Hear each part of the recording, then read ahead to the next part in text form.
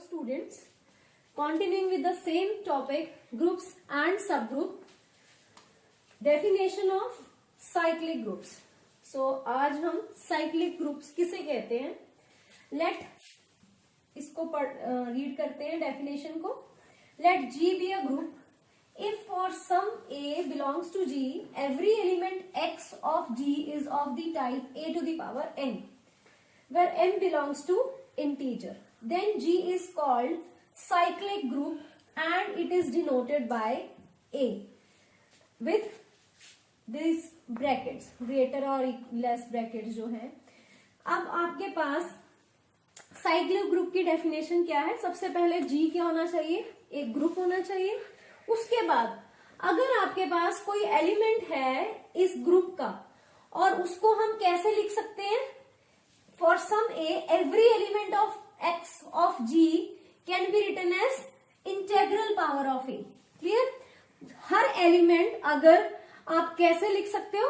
Integral power of some element A. तब हम उस ग्रुप को क्या कहेंगे? Cyclic group and it is denoted by this. And this A is called generator of the group. Clear? So A is called generator of the group. Means A किसको generate कर रहा है? पूरे के पूरे ग्रुप को. So A generator is denoted by this symbol. अब आपके पास देखो ग्रुप G जो है इसमें हर एलिमेंट कैसा है? Integral power of A. तो साइक्लिक ग्रुप की डेफिनेशन ही यही है कि अगर आपके पास हर एलिमेंट किसी एक एलिमेंट किसी एक A की क्या है? Integral power. That is it is generated by any element A and every element can be written as integral power of this generator. Then this group is called cyclic group. अब for example अगर मैं एक group ले लू 1 -1 iota and minus iota. ठीक है? Let G be the group. ये group है आपके पास under multiplication. So this is group under multiplication. So आप देखो अब इसमें हर एलिमेंट कैसे लिखा जा सकता है? Integral power of iota. Iota की power, integral power of iota. Iota की पावर 1 इज आयोटा. आयोटा की पावर 2 इज -1. आयोटा की power 3 is again minus iota. Iota to the power 4 is 1.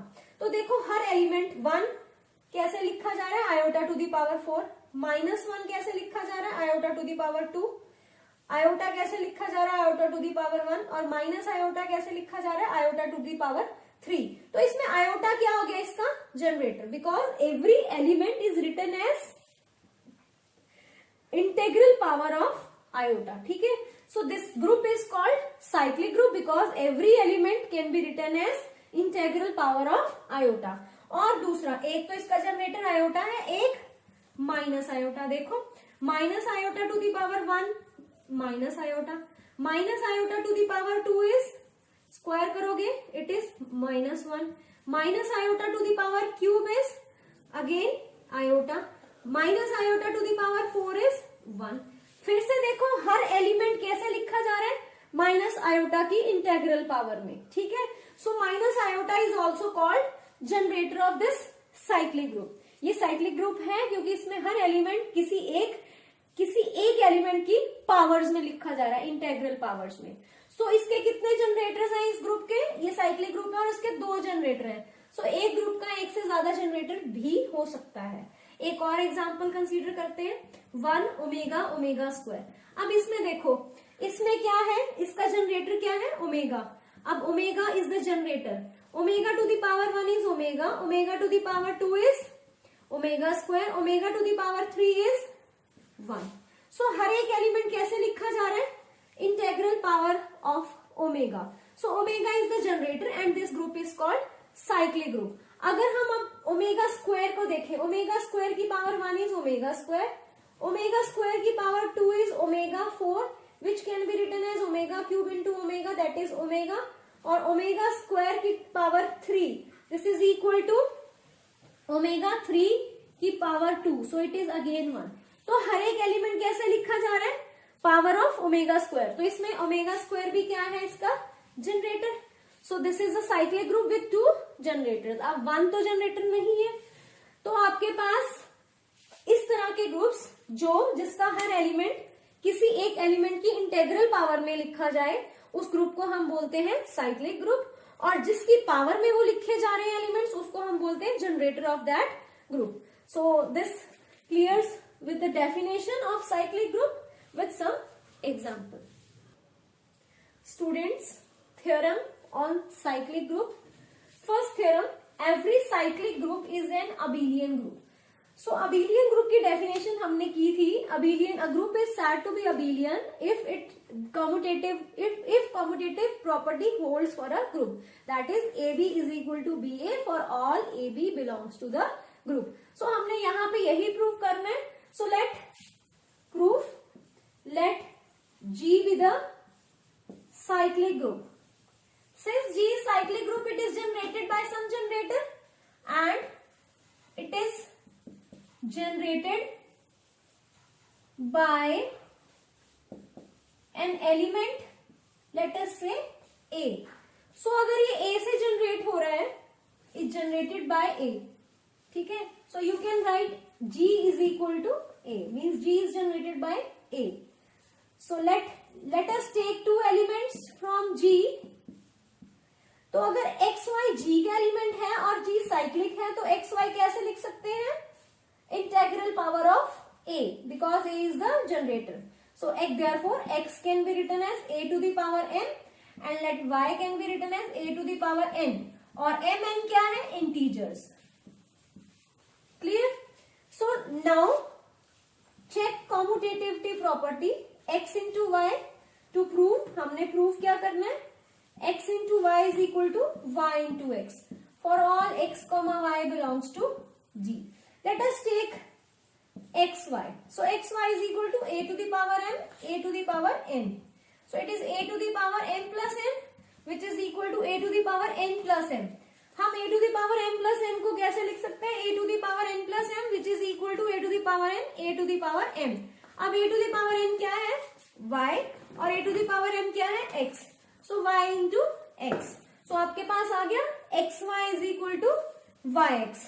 So this implies xy is equal to yx for all xy belongs to G.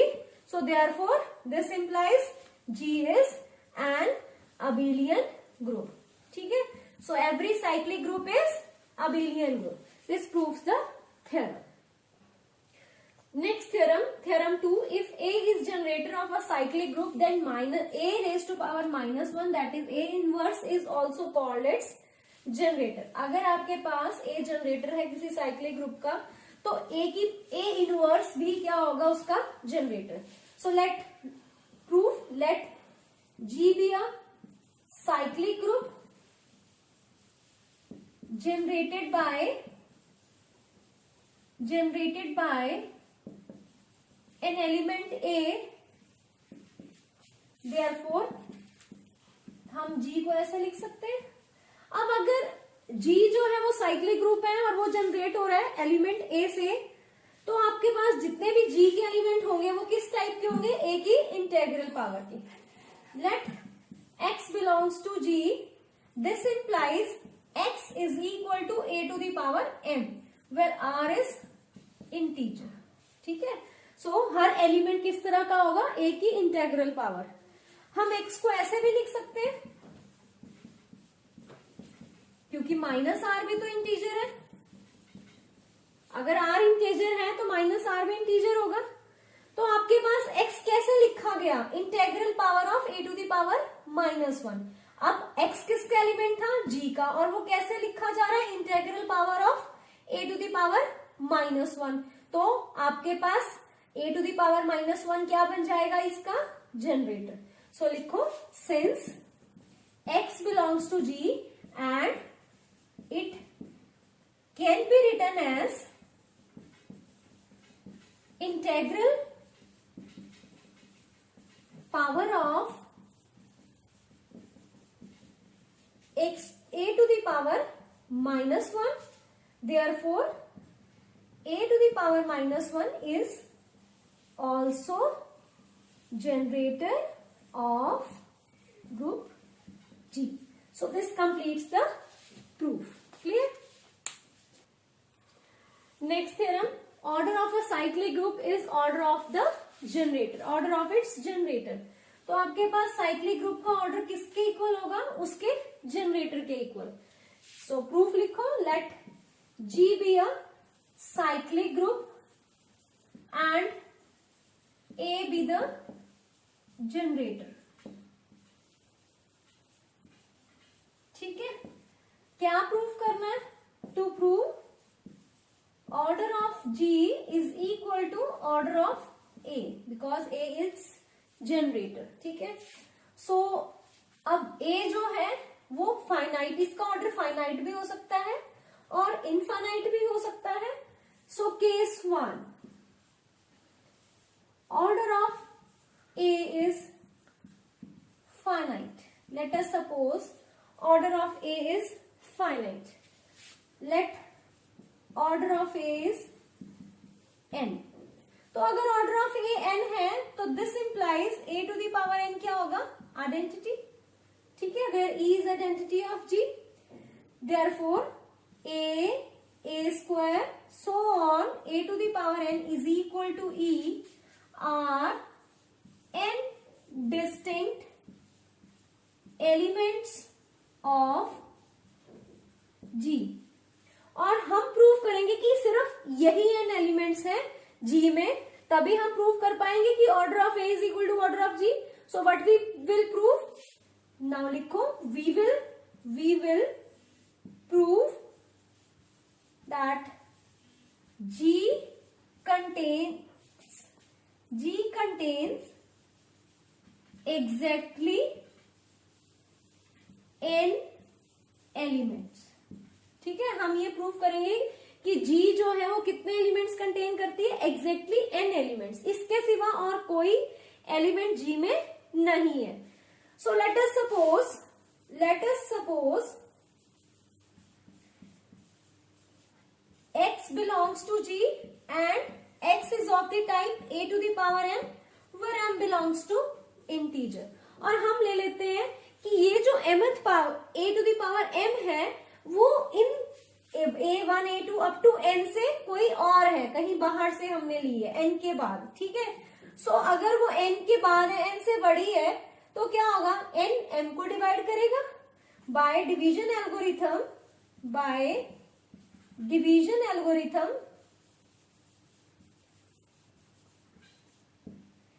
m कैसे लिख पाएंगे हम, nq plus r where r is greater than और equal to 0 and less than n। Clear. So अब देखो a to the power हम calculate कर लेते हैं, a to the power m which is x is equal to a to the power nq plus r, a to the power nq into a to the power r। a to the power n क्या है, identity, तो a to the power n into q into a to the power r, ये identity है, तो identity into a to the power r, फिर से क्या मिल गया, a to the power r, और r या तो ग्रेटर देन 0 है या लेस देन n है। तो अब देखो x क्या आ गया, x is equal to a to the power r, और ऑप्शंस क्या है r के लिए, देखो r के लिए x किस तरह का x एलिमेंट लिया था ना G में से, और अब देखो x क्या आ गया, a to the power r, और r के लिए क्या ऑप्शंस है, 0 से लेके n से छोटा। तो इट मींस अगर हमने n कोई इंटीजर लिया जो n से बड़ा है, फिर भी जो x है वो किस टाइप का आ गया, इन्हीं नंबर्स में से कहीं बीच में। सो इसका क्या मतलब हुआ कि इनसे एक्स्ट्रा कोई और एलिमेंट G में है ही नहीं। सो this implies G contains exactly n elements। अगर आपके पास G में exactly n elements है तो ऑर्डर ऑफ G क्या हो गया, n, और n किसका ऑर्डर था, ऑर्डर ऑफ A।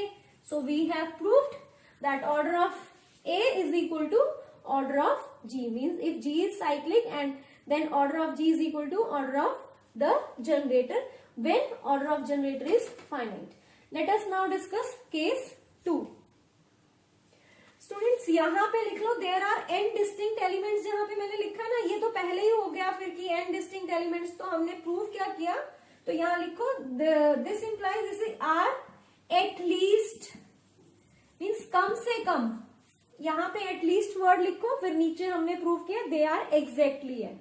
ठीक है, तो अभी हम मान के चलेंगे कि कम से कम ये एन तो है ही, इनसे ज्यादा भी हो सकते हैं। So this implies they are exactly, they are at least n distinct elements of G. So correct this. Case 2, when order of A is infinite and we will prove order of G is also infinite. So let us suppose order of G is finite. अगर आपके पास order of ji finite है, इसका मतलब ये है कि integral powers जो जी है वो साइक्लिक ग्रुप है, तो वो इंटेग्रल पावर्स ऑफ ए में लिखा जा रहा है because A is the generator.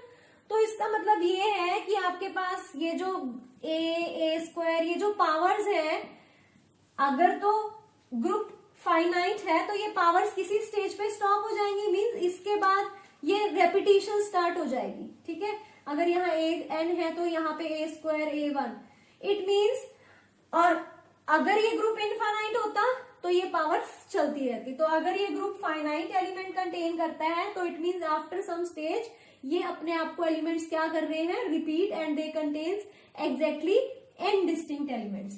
So if order of G is finite, then there exist integers r and s such that a to the power r is equal to a to the power s, where r is greater than s.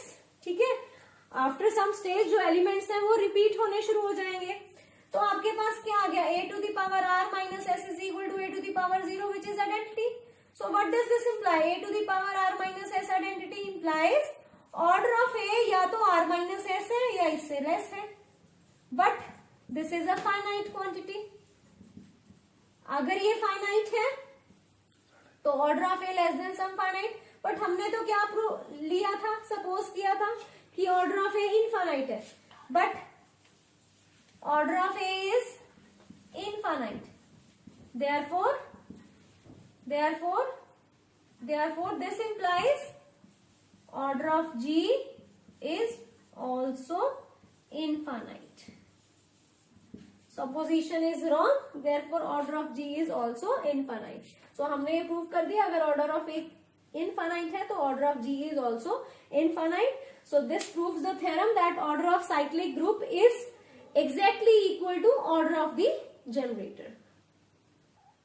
Next theorem, if a finite group of order n contains an element of order n, then group must be a cyclic group. अब group cyclic proof करने के लिए आपको ये proof करना है कि इस ग्रुप का हर element integral power of some element लिखा जा सकता है। ठीक है, सो उसके लिए let G be a finite group. तो फाइनाइट ग्रुप का ऑर्डर कितना दिया हुआ है, n। ठीक है, this is given to you. और क्या दिया हुआ है, एक एलिमेंट जिसका ऑर्डर क्या है, n। So let a belongs to g and order of a is n।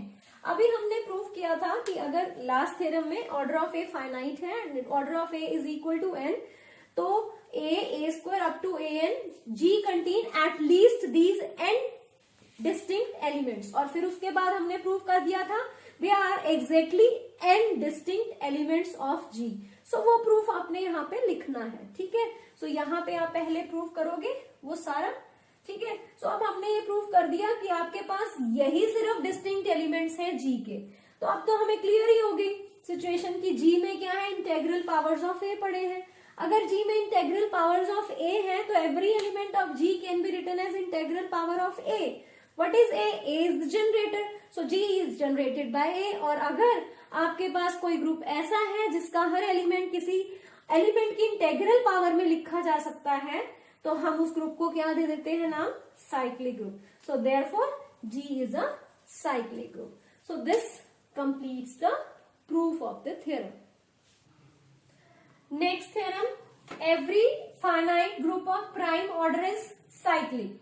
तो आपके पास ग्रुप फाइनाइट है और प्राइम ऑर्डर का है and you have to prove the group is cyclic. So group को साइक्लिक प्रूव करने के लिए सबसे पहले let order of G is prime say p is a prime number. ठीक है, सो हमने ऑर्डर ऑफ जी को क्या ले लिया, p, where p is prime number. अब उसके बाद आपके पास स्मॉलेस्ट प्राइम जो होता है दैट इज 2, सो जी का ऑर्डर 2 होगा, ठीक है। स्मॉलेस्ट 2 होगा प्राइम, तो जी में एटलीस्ट 2 एलिमेंट्स तो होंगे ही होंगे, 2 से ज्यादा भी हो सकते हैं, ठीक है। So this implies G contains at least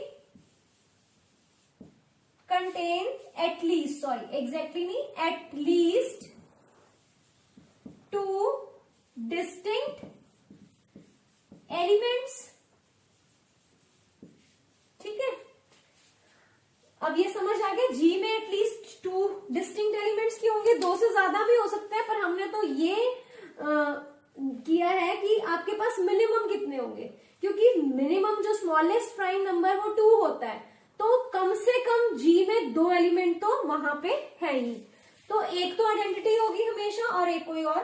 so let A not equal to E, be let A not equal to, let A and E लिख लो, let A comma E be 2 distinct elements of group G।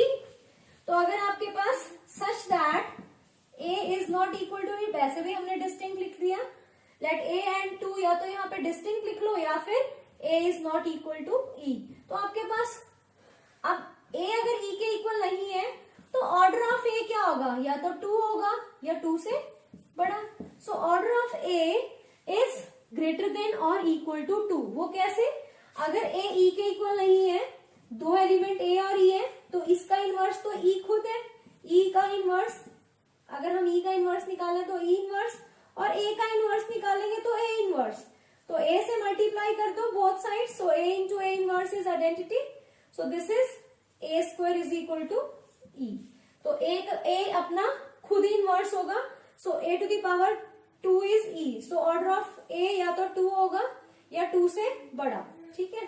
सो कम से कम A का जो order क्या है वो 2 हो, 2 से बड़ा जब होगा जब इसमें मोर देन 2 एलिमेंट्स होंगे। So order of A is greater than और equal to 2। Let us suppose order of A is m, ठीक है। Let H be any subgroup of G, let H be any subgroup of G which is generated by A,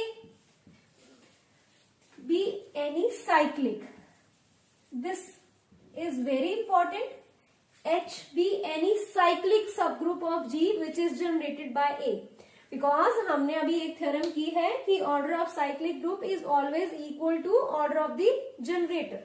so order of subgroup किसके equal हो गया, m के, which is order of generator, ठीक है। और अभी हम इसके बाद नेक्स्ट चैप्टर में एक थ्योरम करेंगे, Lagrange's theorem, bye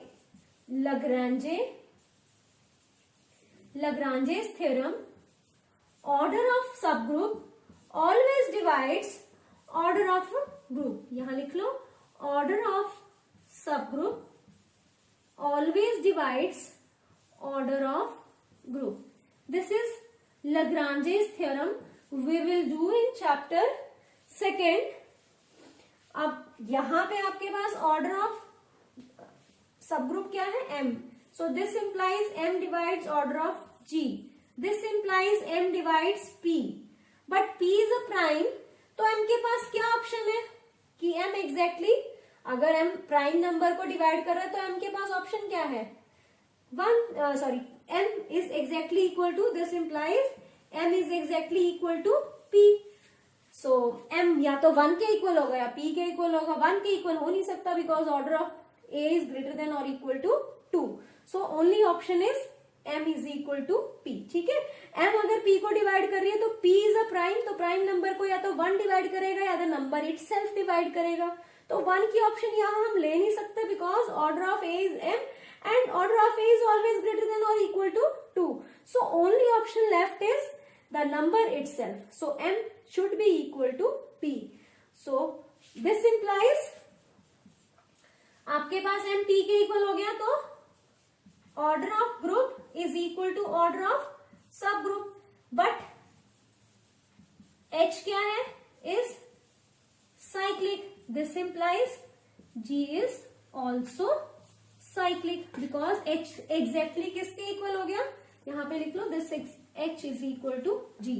since order की जरूरत नहीं है, यहाँ पे H is equal to G, but H is cyclic, this implies G is also cyclic. So this completes the proof. Clear?